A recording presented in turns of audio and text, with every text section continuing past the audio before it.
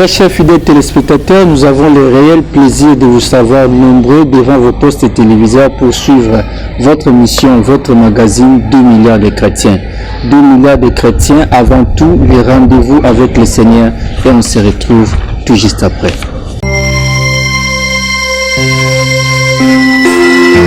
L'apôtre Enoch Ekitete, visionnaire de l'église Jésus-Christ et la pierre angulaire.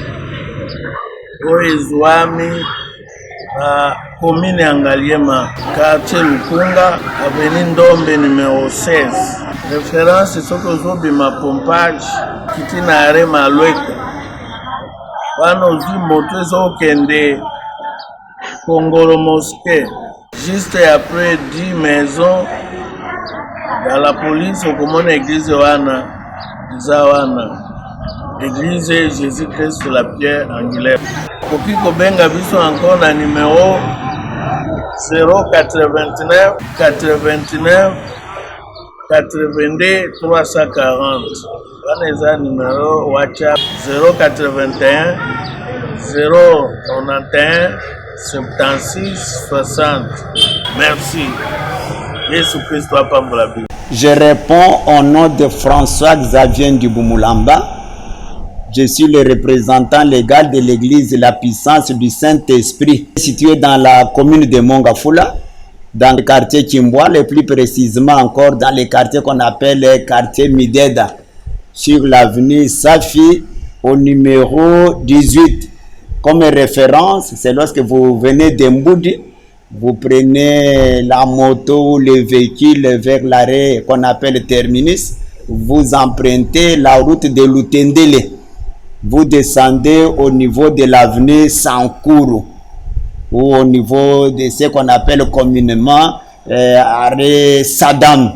Alors vous entrez à droite, c'est là que vous trouverez le siège social de l'église La Puissance du Saint-Esprit, là où nous sommes visionnaires. On peut facilement nous atteindre au numéro plus 243 81 31 82 822 ou encore plus 243 89 781 30 76. De retour dans notre plateau de 2 milliards de chrétiens dans lequel nous recevons pour vous un homme de Dieu, et cet homme de Dieu c'est le pasteur Dalton Kalambay, pasteur de l'église Centre évangélique Eau-de-Vie dans la communauté des assemblées de Dieu de la République démocratique du Congo, CADC en cycle. L'homme de Dieu, bonjour. Bonjour monsieur le journaliste, et bonjour très chers téléspectateurs de la chaîne HTTV. L'homme de Dieu, nous vous recevons dans notre émission 2 milliards de chrétiens. Nous sommes vraiment très ravis de vous voir ici dans nos milieux. Merci. Et fidèles téléspectateurs, avec cet homme de Dieu, nous parlons de ce thème, la place de l'Église dans le processus du développement d'une nation. L'homme de Dieu, il y a tant de thèmes qu'on peut développer. Certainement, dans votre parcours ministériel, vous avez des thèmes que vous avez développés peut-être hier, aujourd'hui même, je ne sais pas.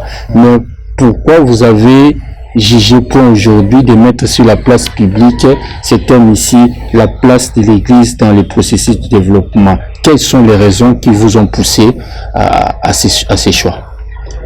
Merci papa journaliste de la question que vous nous posez. Merci de l'invitation d'abord que vous avez voulu nous adresser, de l'honneur que vous nous accordez de participer à votre émission qui est du reste suivie. Le choix de la question ou bien de notre thématique a une importance qui est tout à fait double. Premièrement, ce sujet est d'actualité. D'actualité, pourquoi? Parce que, comme vous le savez, beaucoup de Quinois, en particulier les Congolais et d'une manière générale, se posent la question de savoir. Il y a beaucoup d'églises dans notre ville, province de Kinshasa. Il n'y a presque pas une avenue qui est sans église. Mais en réalité, l'impact l'impact de ces églises n'est pas tellement visible. Les gens se disent, mais comment il y a beaucoup d'églises qui pilulent ça et là, mais il n'y a pas tellement de changements. Donc, vous comprenez, qui dit changement voit en réalité ce qu'on appelle le développement. Donc, il y a beaucoup d'églises, mais il n'y a pas de développement. Alors, c'est un sujet d'actualité qui mérite d'être traité, d'être analysé.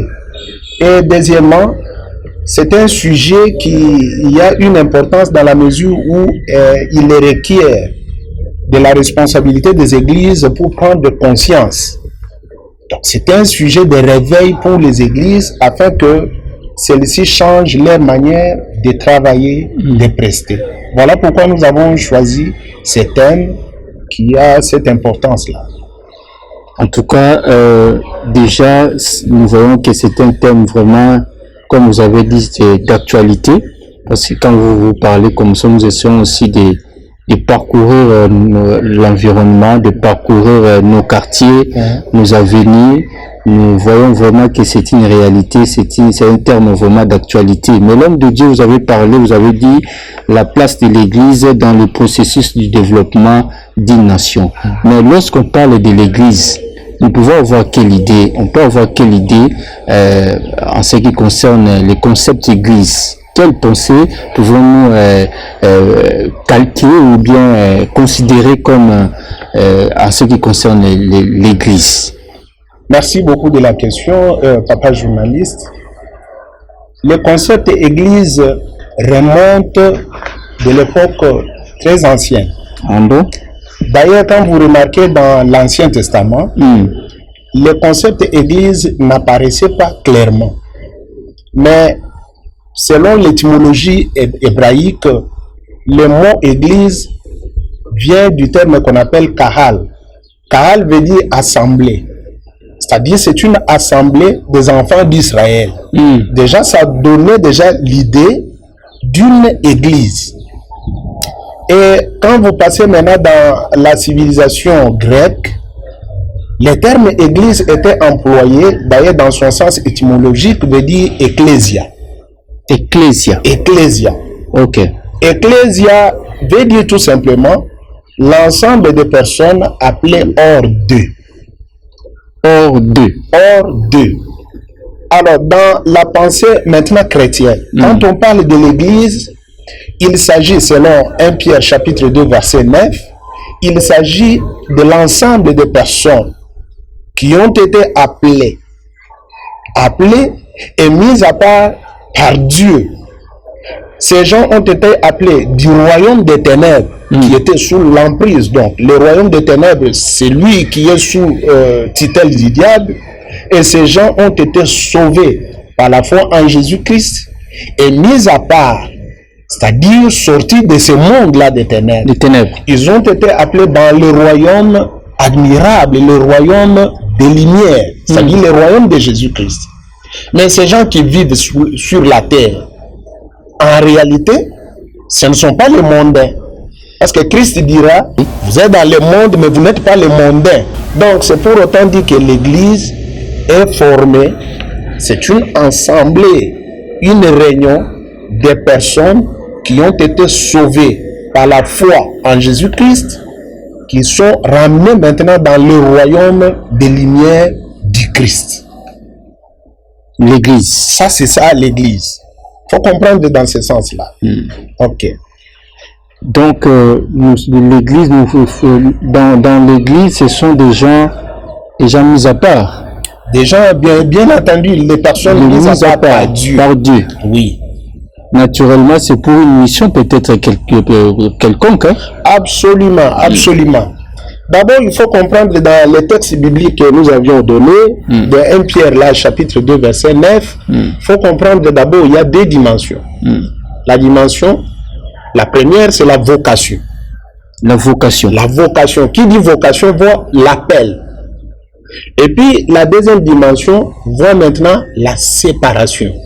Donc, l'Église, en réalité, a un certain rôle ou une certaine mission à remplir dans le monde. C'est vrai que ce sont des gens qui sont sauvés, Mais la destination, c'est le ciel. Oui, c'est le ciel. Le ciel, mais sur la terre. Parce que n'oublions pas que l'église, ici, a deux dimensions aussi. Nous avons l'église invisible qui est le corps du Christ, le corps mystique du Christ. Et puis nous avons l'église locale. Et l'église locale en tant que telle a aussi une mission à accomplir ici-bas sur la terre.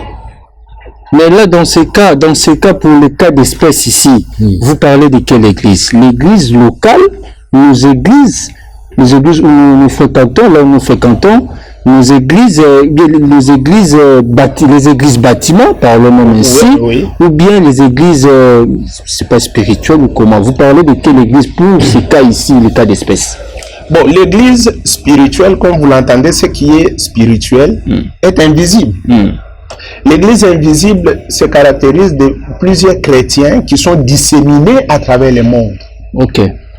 Mais ça, ce n'est pas de cette église dont nous sommes en train de parler. Nous parlons de l'église locale. L'église locale. Locale qui est géographiquement identifiable. On sait voir, quand on arrive quelque part sur une telle avenue, on trouve une église, là on se dit que non, c'est église, par exemple, KDC. L'église, et c'est l'église, par exemple, pentecôtiste. Ça sont des églises qui sont locales. Et dans le cadre de notre thématique, il s'agit bel et bien de l'église locale.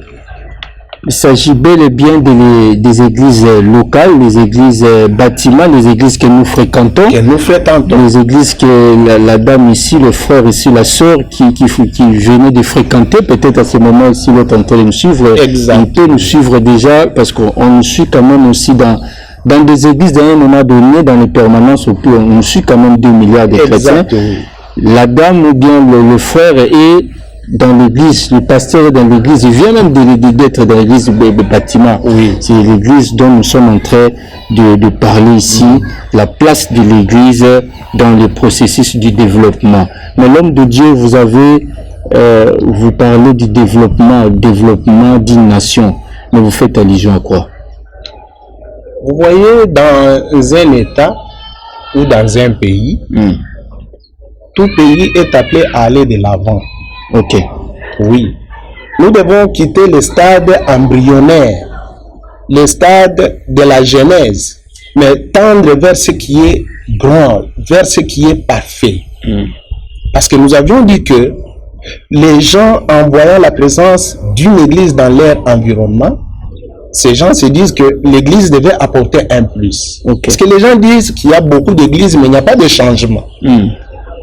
Donc, par là, nous comprenons que qui dit changement, dit développement. Développement. Oui. Quand on parle du changement, le changement, c'est quoi? C'est le développement. Le développement, c'est quoi? C'est le changement intégral, le changement harmonieux, le changement qualitatif de la société. Oui. Parce que le changement ou bien ce développement ne doit pas être confondu à ce qu'on appelle la croissance. La croissance fait allusion à ce qui est quantitatif. Quantitatif, nous voyons l'accumulation de richesses. À un certain moment donné, vous avez connu les pays tels que la Chine, la Corée, qui avaient accumulé beaucoup de richesses, mais ces pays n'étaient pas pour autant développés. C'était pas pour autant développé. Donc, peu importe l'accumulation des ressources, des richesses, des revenus, mais on peut rester le plus longtemps possible sous-développé. Oui, parce que ça c'est lié à la quantité. Mais quand nous parlons du développement, nous voyons la qualité. Donc, le développement, c'est un changement qualitatif. Et ce changement se manifeste d'abord par le mental. Un pays développé, c'est un pays où on trouve une population qui a la mentalité transformée, changée. Selon que l'apôtre Paul le dit dans le livre de Romains, il dit ceci: soyez transformés par le renouvellement de l'intelligence. Ça, c'est le développement, c'est la qualité. C'est la qualité. Et en dehors du changement mental, conséquence logique, il y a ce qu'on appelle changement social. dans les vécus quotidiens. Quand nous parlons du développement, on voit le social qui a changé. Concrètement, qu'est-ce qui change? Qu'est-ce qui change? La manière dans le social. Dans un pays développé, les modes de vie changent. La manière de manger, les gens mangent bien. Manger, ce n'est plus un casse-tête. Les gens ont accès au minimum vital. Minimum vital. Oui. La scolarité des enfants ne pose plus problème. Dans un pays développé. Dans un pays développé. Et d'ailleurs, dans certains pays, cette scolarité est prise en charge par l'État. Parce que l'indice de développement se repose aussi sur le niveau d'instruction de la population. Dans les pays développés, l'indice de développement, disons, d'instruction est beaucoup plus élevé. Les déplacements, la prise en charge, les soins médicaux sont assurés, sont garantis. Donc, tout ça sont des facteurs qui interviennent dans le développement d'une nation. Mais l'homme de Dieu, en tout cas, c'est un décor déjà bien planté par rapport au développement. Mais ce qui me donne un peu à ce moment ici, mais comment vous devez lier l'Église au développement d'une nation? Quel est le rôle que l'Église peut jouer dans le processus du développement d'une nation? Très belle question, messieurs les journalistes. L'Église, est-ce que l'Église doit-elle rester passive par rapport au développement? Non. L'Église a un rôle majeur, un rôle non le moindre dans le cadre du développement. Quel est le rôle de l'Église d'abord? Oui. Le rôle de l'Église se rapporte beaucoup à l'homme. Rappelez-vous, j'avais dit que le développement est qualitatif. Et quand on parle de la qualité, c'est l'homme qui est au centre. Il n'y a pas de développement sans l'homme. Et la première ressource d'une société, c'est l'homme. L'homme est le premier capital. Le premier capital, parce que c'est que soit dit, c'est le capital humain qui est la première ressource du développement. Et toutes les actions qui doivent être conjuguées, tous les efforts qui doivent être conjugués pour le développement d'une nation doivent être centrés sur l'homme. Sur l'homme. Mais maintenant, allez-y comprendre. Il y a 3 ou 4 sortes d'ateliers qui façonnent l'homme. Le premier atelier, que moi je peux appeler atelier, c'est la famille. La famille. C'est dans la famille, oui, dans la famille que l'homme reçoit la première éducation. On appelle ça l'éducation de base. Si vous voyez dans une société une personne mal instruite, donc une personne qui se comporte d'une manière désordonnée, c'est que tout commence à partir de la base. La famille n'a pas réussi à éduquer cette personne. Si vous voyez un monsieur, une dame, conscient, poli, courtois, bien éduqué, qui sait parler avec beaucoup d'élégance, tout a commencé à partir de la famille. Mais la famille a aussi des limites. Parce que la famille ne peut donner que la première éducation qui est l'éducation de base. Mais attention, la famille ne peut pas donner exactement l'instruction. L'instruction passe maintenant par l'école. Là, on donne une éducation collective. L'école apprend l'enfant à lire, à écrire, à calculer, ainsi de suite. Ça, c'est l'instruction. Mais il y a aussi la société. La société peut éduquer, donner une éducation. Quand vous avez un citoyen qui ne se comporte pas très bien, il peut être incarcéré. Il y a des endroits de rééducation. Mais quel n'est pas notre étonnement de voir des fois une personne qui a été arrêtée pour vol, pour viol, pour dérapage de conduite, tout ça. Et à un moment donné libérée, cette personne qui retombe dans la même situation. Ça maintenant, il y a un rôle que l'Église doit jouer. Maintenant, l'Église est capable de récupérer ce que la famille n'a pas pu éduquer.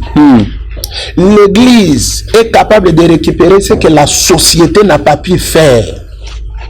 Et l'Église travaille, vous savez, l'Église travaille où? Travaille le cœur de l'homme. L'Église travaille le cœur de l'homme. Et l'Église travaille pour les changements humains. C'est pourquoi la Bible dit, si quelqu'un est en Christ, il devient une nouvelle créature. Donc, l'Église fournit à la société l'homme qu'il faut. Comprenez ça? L'homme qu'il faut dans la mesure où c'est un être régénéré. Vous savez pourquoi notre société a des problèmes? D'abord, c'est un problème d'homme. Mais quand le cœur a changé, quand l'Église a fait ce travail, Jésus-Christ a changé le cœur humain. La parole a gagné la place. Selon ce que l'apôtre Paul dit, que quelqu'un qui est en Christ devient une nouvelle créature. Les choses anciennes, l'amour de l'argent, la haine, la violence, tout ça, la cupidité, tous ces vices-là ne sont plus. La personne devient une nouvelle créature. Au lieu de se servir, la personne va apprendre à servir l'autre. L'Église est capable de donner à son pays les bons professeurs qui vont donner cours, qui vont privilégier l'intérêt des enfants. Pas ceux-là qui travaillent juste pour l'argent. L'Église est capable de donner des bons médecins. L'Église est capable de donner à la société des bons fonctionnaires. Pas des gens qui viennent au service à l'heure qu'ils veulent. Des gens qui n'attendent que des salaires, mais qui ne veulent pas travailler. Non. L'Église, parce que l'Église apprend aux gens que celui qui ne travaille pas ne mange pas non plus. Or, le développement ne peut avoir lieu qu'avec le travail. Avec le travail. Avec le travail. Donc voilà pourquoi nous disons que le premier rôle, l'Église est capable de donner à la société des hommes qu'il faut. Des hommes qu'il faut. Des hommes qu'il faut, des personnes nées de nouveau. À ce rôle-là, nous pouvons penser aussi le modèle. L'Église est un véritable modèle.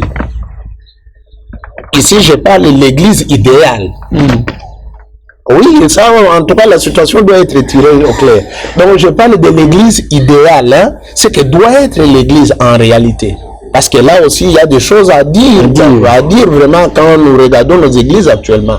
Mais d'une manière générale, l'Église doit inspirer. Parce que quand nous regardons dans le livre des Actes des Apôtres, chapitre 4, verset 32, nous allons voir comment l'Église a pu fédérer tous les biens. La Bible dit que dans l'Église primitive, il n'y avait ni indigents ni pauvres. Pourquoi? Parce que les gens avaient l'habitude de mettre en commun leur avoir. Et la distribution se faisait d'une manière équitable. Vous savez c'est quel modèle économique? C'est le libéralisme.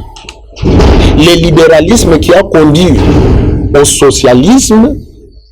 Et le socialisme radical, c'est ce qu'on appelle le communisme, soutenu par la Russie, ainsi de suite. Dans l'Église, on savait déjà redistribuer les ressources. Et quand il y a déjà une bonne distribution des ressources, c'est le niveau déjà de l'Église déjà. Ça se fait déjà, ça se manifeste. Et quand vous allez sortir, voilà, c'est quelque chose. C'est le modèle que l'État peut copier. Parce que nous voyons actuellement, il y a des gens qui n'amassent que des richesses, mais les autres là sont dans la misère, démunis, dans la misère la plus sombre. Donc, nous voyons que l'Église peut servir de modèle. Et sans oublier aussi que l'Église peut participer au développement d'une nation dans la mesure où l'Église peut initier les projets de développement. L'Église peut initier des projets de développement. Les projets de développement. Entre autres, soyez quand même concret. Quel projet, par exemple, l'Église peut initier, qui peut amener un développement dans une nation? Avec les recettes de l'Église. Parlons des recettes de l'Église. Mais les recettes de l'église, c'est... Allez-y, allez-y. Ah, mais avec les recettes de l'église, là, l'église peut s'acheter une concession, là, vous prenez vers les plateaux, Bateke, tout ça, et initier l'agriculture. Ah, mais l'homme de Dieu, les recettes de l'église, c'est pour l'homme de Dieu, le visionnaire. Non. La Bible n'enseigne pas que toutes les recettes doivent revenir à l'homme de Dieu. Mais d'abord, c'est pour l'église. C'est vrai que l'homme de Dieu a sa part là-bas. L'homme de Dieu dans une église organisée doit avoir un salaire. Un salaire? Oui, il doit avoir un salaire dans une église où il y a une bonne administration. Il n'est pas dit que tous les revenus de l'église doivent revenir à un individu. Mais c'est lui l'initiateur, disons c'est lui le visionnaire, c'est lui que Dieu a parlé. Ah oui, mais le visionnaire, la Bible dit apportez dans la maison du trésor toutes vos dîmes et vos offrandes. Les recettes que réalise l'église ne reviennent pas de droit à l'homme de Dieu. Pas de droit à l'homme de Dieu. Ces recettes peuvent être utilisées pour, par exemple, investir dans un domaine là, l'acquisition d'un terrain, d'une concession là-bas, et on pratique l'agriculture. Oui, mais voyez, le développement va se manifester comment? Il y a des mamans qui viennent à l'église, qui n'ont pas de boulot. Arrivées là-bas, elles seront occupées.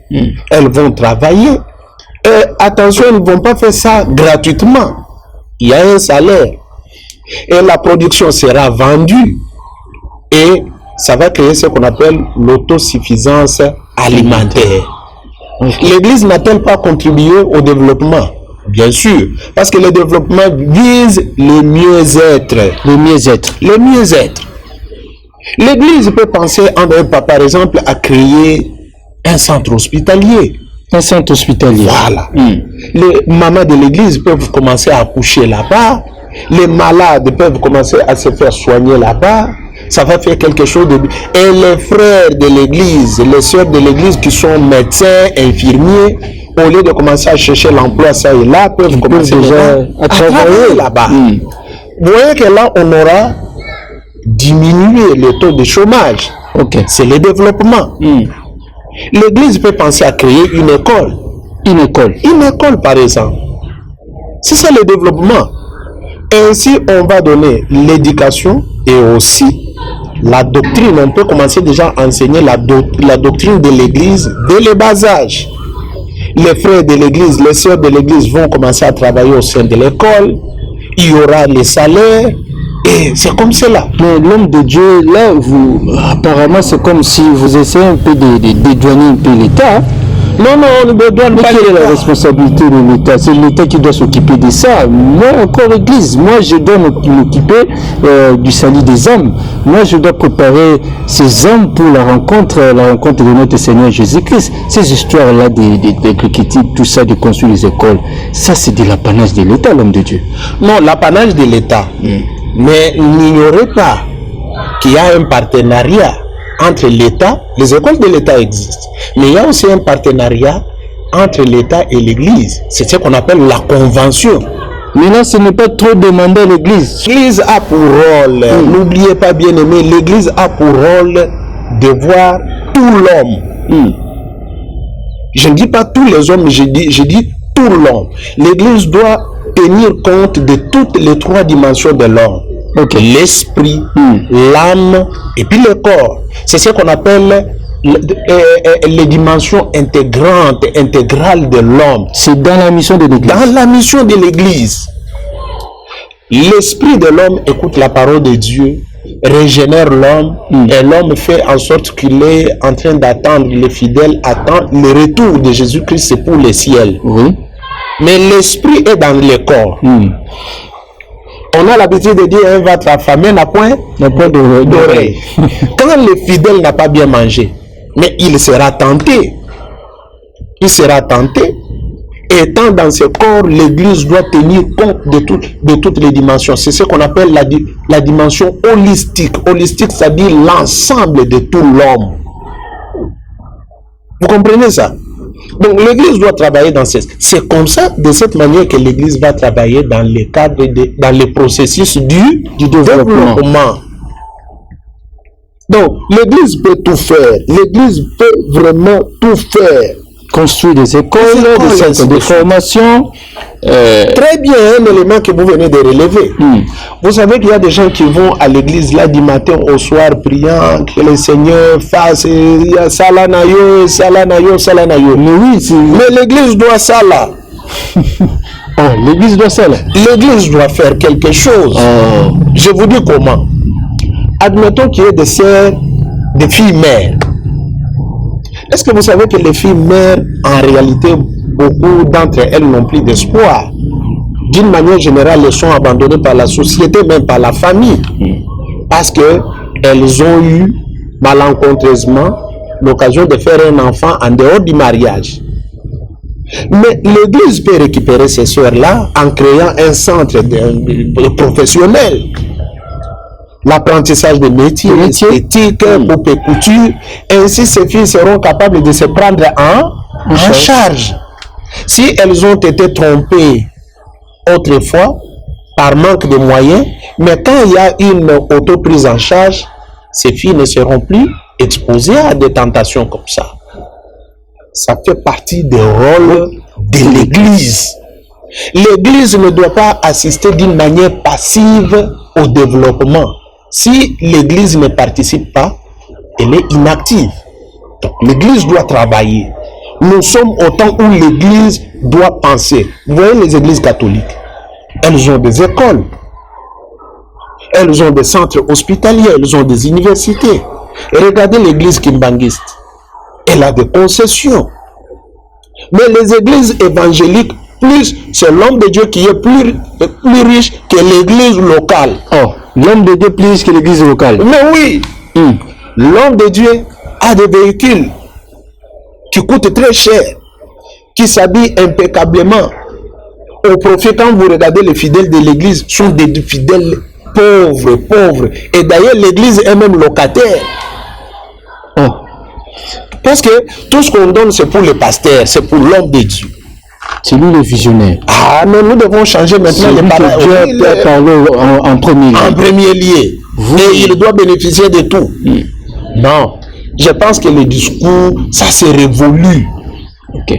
Ça s'est révolu. Le discours doit changer. L'Église doit avoir une autre vision. Une autre vision. L'Église doit donner du travail aux gens. L'Église doit développer, doit travailler dans le cadre d'entretien de son environnement.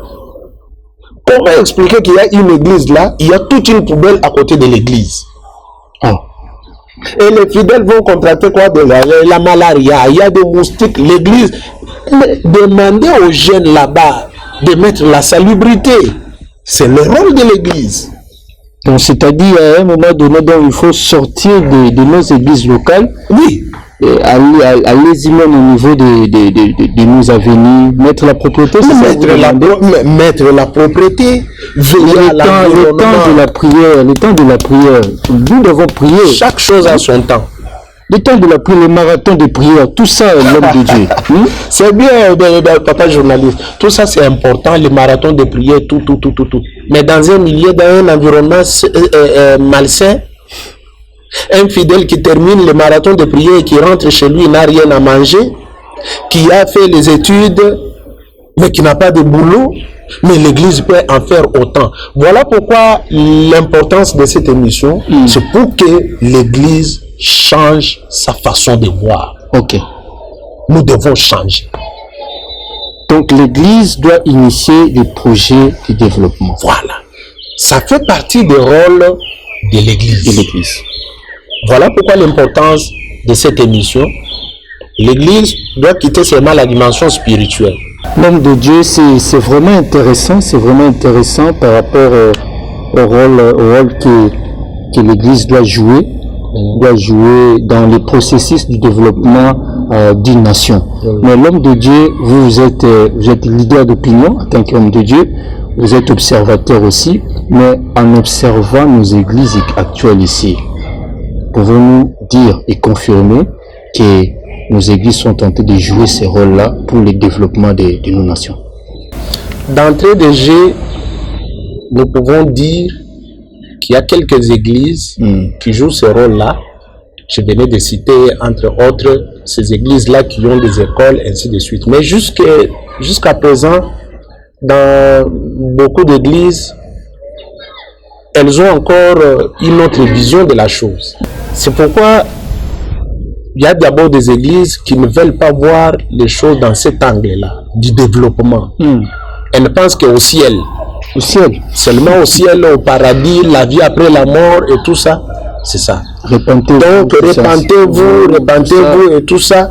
Peu importe si vous êtes dans la misère, peu importe si vous n'avez pas de boulot, peu importe si vous êtes dans le milieu qui ne convient pas, toute la chair ne sert à rien. Parce que nous devons chercher d'abord le royaume des cieux. Le royaume des cieux. Le reste là, ce ne sont que des superflus de l'Atabici, l'homme de Dieu. Oui, mais c'est une erreur, une grosse erreur. Une grosse erreur. Parce que si vous négligez ces éléments-là, l'Église n'aura pas à participer réellement au processus du développement. Donc beaucoup d'églises, jusque-là, sont en train de dormir. Et pourtant, elles doivent se réveiller, pensant qu'effectivement, elles ont un rôle à jouer dans le processus de développement d'une nation. Mais l'homme de Dieu, vous avez dit qu'il y a pas toutes les églises. Hein? Oui. Il y a certaines églises qui n'arrivent pas à embrasser ce côté-là de développement. Oui. Parce que vous avez dit que notre salut est holistique. Oui. La formation est holistique. Oui. L'église doit toucher toutes les dimensions. Le corps, l'esprit, l'âme, tout ça, ainsi de suite. Vous avez dit ça, mais l'homme de Dieu, que faire pour ces églises-là, les églises qui n'ont pas encore intégré cette notion de développement? Ils sont toujours dans la dimension spirituelle. Nous préparons les âmes pour la rencontre de notre époux, Jésus-Christ de Nazareth. Le reste est là, le développement, construction des écoles, centres de formation, initier des projets, tout ça ainsi de suite, donner des modèles économiques, la politique, tout ça ainsi de suite. En tout cas, ils ne sont pas dans ces niveaux-là. Et c'est l'âme seulement qui doit rencontrer, l'âme et l'esprit qui doit rencontrer notre Seigneur Jésus-Christ. Que pouvons-nous faire pour que l'Église, dans sa pratique évangélique et sa pratique doctrinale, contribue au processus du développement d'une nation? Que faire, l'homme de Dieu? Voilà, une très bonne question, papa journaliste. Vous savez que, en réalité, si les pasteurs eux-mêmes, qui disent que nous devons aller au ciel et que les fidèles doivent se contenter beaucoup plus du ciel, mais voyez eux-mêmes, mais ce sont des mercantilistes, c'est-à-dire les gens qui aiment l'argent plus. Allez dans ces églises-là, vous ne trouverez que l'argent. Il y a 5-6 paniers d'offrandes qu'on met, et on dit que tout c'est pour les pasteurs, loin de Dieu, c'est lui qui est appelé. Et les fidèles n'aiment pas l'argent. Qu'est-ce que l'Église fait pour que les fidèles sortent de cette situation? Mettons ces choses-là de côté et parler du ciel tout simplement. Mais nous devons maintenant recadrer les choses. Voilà pourquoi l'importance de ce thème. Nous devons arrêter l'hypocrisie. Donc, nous devons changer le narratif. Que faire? Les pasteurs doivent comprendre que le développement concerne tout le monde. Et le sous-développement frappe même les églises. Frappe les églises. Vous vous imaginez, si vous avez votre projet que vous avez initié qui aboutit, vous aurez des fidèles qui vont comme ça amener des dîmes et le pasteur va se retrouver davantage. C'est ça, non?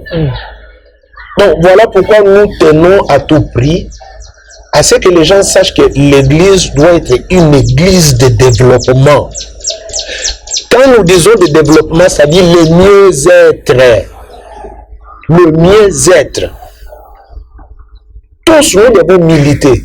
Nous devons nous arrêter tout simplement à critiquer. Non, l'État ne fait rien.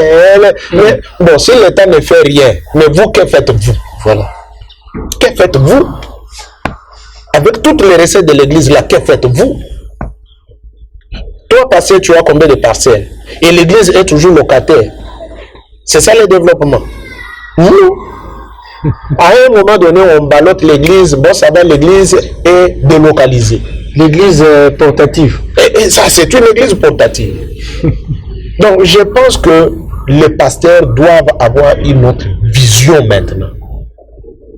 Une autre vision de développement, de créer des écoles, de créer des centres de formation, de créer les centres hospitaliers, d'avoir je ne sais pas, des champs, hein, des champs agricoles, des concessions, acheter des concessions.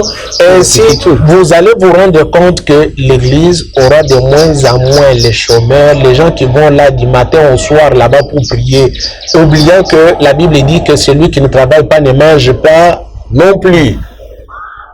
Et l'ouvrier mérite son salaire.